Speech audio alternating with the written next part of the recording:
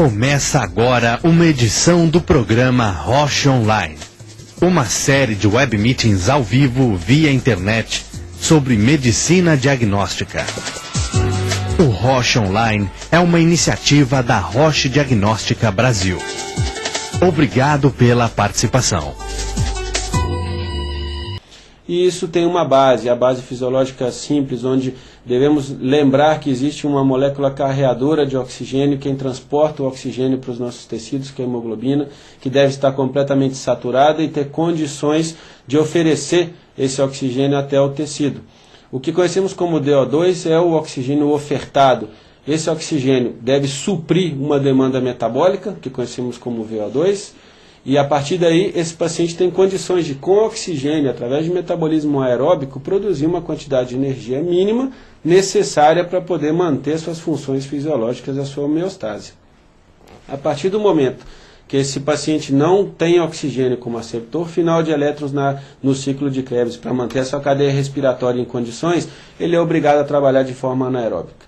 E isso vai gerar a produção de lactato, simplesmente porque nessas condições o piruvato não tem condições de penetrar no ciclo de Krebs de forma aeróbica e produzir energia.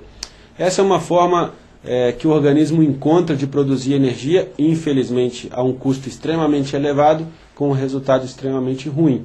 Uma condição, um número de ATPs bastante diferente do número de ATPs produzidos por via aeróbica. E o que isso resume o conceito fisiológico de choque. Quando a demanda é diminuída, ou quando a demanda é menor do que o consumo, do que a necessidade real, eu sou obrigado a trabalhar numa via sem oxigênio. E aí entra a razonal da gente trabalhar o lactato para tentar diagnosticar essa falta de perfusão dentro do tecido, à medida que essa é uma molécula que vai sendo produzida em altos níveis quando eu não tenho uma hemodinâmica na presença de oxigênio.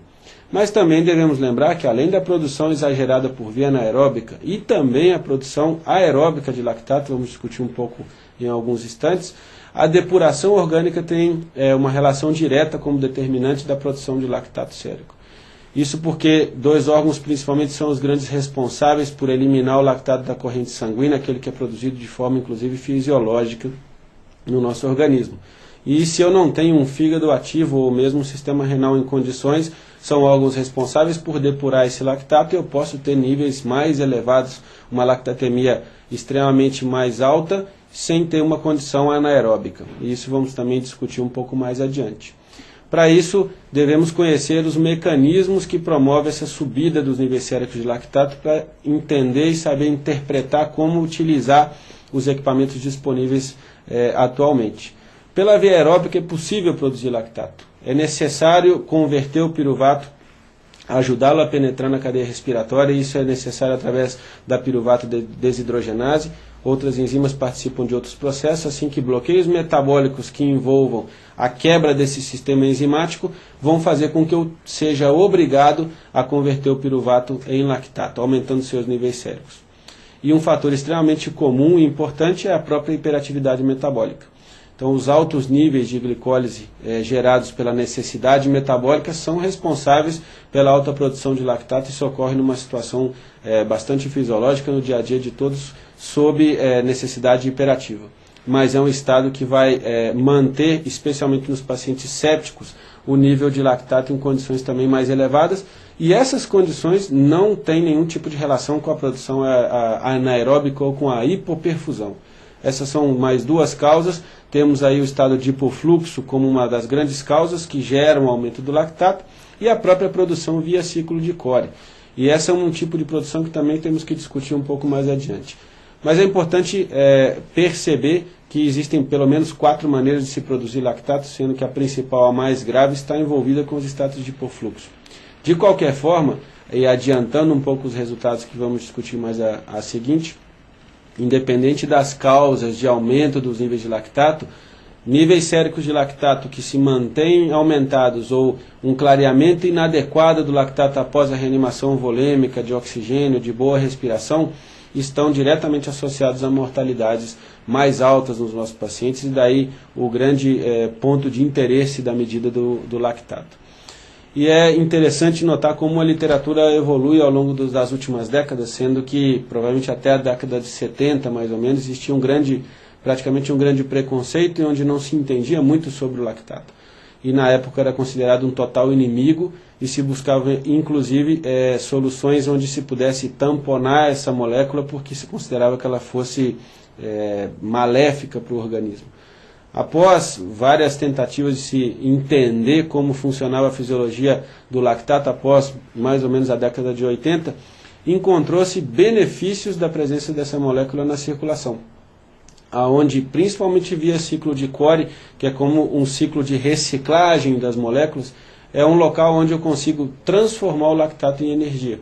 Em muitos momentos é necessário que ocorra um transporte tanto dentro da própria célula quanto célula a célula, quando eu não tenho oxigênio disponível. E hoje em dia tem-se entendido mais o lactato como uma molécula extremamente necessária, principalmente nos momentos onde o choque é extremamente grave e onde eu não tenho a mínima condição de produzir energia via aeróbica. E esse lactato tenta ser utilizado de forma sequencial, reciclando-se via ciclo de Cori principalmente, para buscar energia. E esse é um aspecto bastante interessante da evolução do entendimento dos níveis, de como funcionam os níveis de lactato no organismo nas últimas décadas.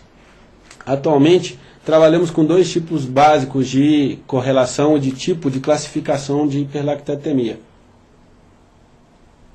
Sendo que a mais comum, a que nos dá um maior interesse clínico, é a hipóxia tecidual. A hiperlactatemia é produzida por aumento dos níveis de lactato devido à falta de oxigênio, o hipofluxo. Consideramos essa e classificamos como a hiperlactatemia tipo A. Interessante notar que nesse momento a relação piruvato-lactato se altera, já que quando eu tenho hipermetabolismo ou uma necessidade exagerada de metabolismo e de produção de energia, os níveis de piruvato também sobem junto com os níveis de lactato. Essa é a grande diferença entre a hipóxia de tecidos e a hiperlactatemia produzida quando não há evidências dessa falha de perfusão ou da própria oxigenação arterial. A hiperlactatemia tipo B está muito mais associada aos próprios bloqueios metabólicos, a hipermetabolismo, e não tem nenhum tipo de relação com a falta de oxigênio nos tecidos. Então é importante recordar, isso já descrevia o professor De Backer no ano 2003, num dos trabalhos mais importantes também sobre a fisiologia do lactato, buscando entender como trabalhar a sequência da curva de lactato como causa de possíveis alterações nos pacientes de urgência e, como comentado anteriormente, a queda no clareamento é importante, já que ocorre uma falha hepática, por exemplo, uma diminuição de fluxo em sistema esplâncnico ou em sistema renal, diminuindo a eliminação do lactato, como uma das causas mais comuns. Por via anaeróbica, a hipóxia tecidual, a próprio aumento do metabolismo de células brancas e por via aeróbica a produção endógena e mediação inflamatória extremamente importante com a glicólise bastante acelerada. Provavelmente todos esses mecanismos que podemos ver na via aeróbica são os que acompanham o paciente séptico. Esse é um paciente que vamos dar um pouco mais de atenção para ele também durante essa nossa exposição, já que é um paciente também bastante comum, um paciente que apresenta níveis de lactato aumentados por tipo A e por tipo B, apresenta hipóxia tecidual, má perfusão em nível de microvasculatura, principalmente por microtromboses, o que chamamos de shunts microvasculares, ocluindo a passagem de volume de perfusão adequada nas pontas dos principais capilares, produzindo já um estado de acidose, de liberação de lactato em sítios onde clinicamente ainda não é possível avaliar essa condição ideal do paciente. Mas principalmente no que conhecemos como choque quente, como choque hiperdinâmico, é um momento onde possuímos aumento de metabolismo extremamente exagerado, deficiência de enzimas, insuficiência hepática e cardiovascular também, além de deficiência de alguns elementos importantes para a manutenção do sistema enzimático. Portanto, o paciente séptico vai ser um paciente que sempre ao longo da sua avaliação de curvas de lactato vai apresentar maior dificuldade em retornar a níveis considerados como fisiológicos, diferente dos pacientes traumatizados, agudos, onde uma boa reanimação é capaz de clarear o lactato de uma forma bastante adequada, e repondo a perfusão via aeróbica para o paciente e retornando os níveis de lactato a índices mais fisiológicos. Então, a sepse apresenta alguns aspectos, algumas nuances que são interessantes. Principalmente, os níveis estão muito mais aumentados, não devido à hipóxia, mas sim devido ao metabolismo extremamente aumentado. E já sabemos que por via aeróbica, como grande produto de inflamação sistêmica, o lactato tem um papel mais importante aí do que o próprio estado hipóxico. Os pulmões são grande fonte produtora de lactato, e sabemos que os pacientes sépticos apresentam também, em um determinado momento da evolução da sua doença, alterações inflamatórias pulmonares muito importantes, conhecidas como a síndrome do distúrbio respiratório adulto, a lesão pulmonar aguda e outras mais. Isso é capaz de produzir níveis de lactato bastante aumentados, o que já não acontece em abdômen, e já tem se estudado com frequência esse tipo de relação. Nesses casos, principalmente no paciente séptico, o lactato já pode ser sim considerado até como uma fonte de combustível nos momentos onde a célula não tem condições de, por via tanto aeróbica, conseguir o número de ATPs que ela necessita para se manter, mas como eu preciso de um combustível extra para poder aumentar o meu metabolismo e poder suportar essa necessidade maior de energia, o lactato já vem sendo considerado como, quem sabe, uma possível fonte de energia adequada. E passando por essa introdução, essa discussão fisiológica da necessidade, a importância que o lactato tem, como isso pode afetar a vida de você clínico na sua rotina de atendimento dentro da consulta, dentro da clínica, dentro do hospital 24 horas. Essa medida ela não é uma medida de difícil acesso, né? Hoje em dia já conta-se com, principalmente são dois aparelhos, o Accutrend Lactato e o Accutrend Plus. São dois aparelhos da Roche Diagnostics que são capazes de medir o lactato beira do leito. Existem aparelhos que se medem dentro dos laboratórios, aparelhos que se utilizam em grandes instituições humanas, mas que normalmente na nossa rotina não tem uma sequência, uma condição de uso na rotina. Atualmente, trabalhamos já com o Accutrend Lactato Plus há alguns meses, é um aparelho que nos dá uma versatilidade bastante importante no atendimento urgencial, já que ele também mede os níveis de glicose no mesmo aparelho, né? E posteriormente também nos dá os níveis de triglicérides e colesterol, mas que no momento inicial não são tão necessários. Extremamente importante lembrarmos que as punções necessárias para recolher essas amostras podem ser realizadas em qualquer sítio. De preferência, busca-se sempre um acesso central. Para recolher uma amostra para medir lactato, é importante recordarmos que eu quero saber normalmente como está a perfusão sistêmica desse paciente. Se eu recolho o lactato de uma gota, numa ponta de unha, por exemplo, ou ponta de orelha, essa vai me dar uma perfusão muito mais localizada, de um tecido mais longe do recolhimento do retorno venoso que o meu paciente apresenta. Daí a necessidade e a importância de se realizar uma punção central, o que é inclusive mais fácil de se fazer durante um atendimento de urgência, pois é um vaso mais calibroso, a gente utiliza a veia jugular para recolher essa amostra com mais facilidade.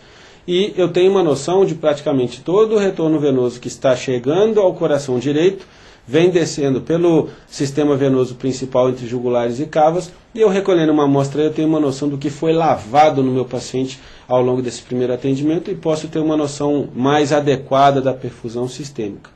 E mais importante do que a localização é saber que sempre devemos recolher a amostra do mesmo lugar, para que eu não tenha diferença de perfusão localizada e isso interfira na minha amostra. São aparelhos bastante fáceis de se manipular.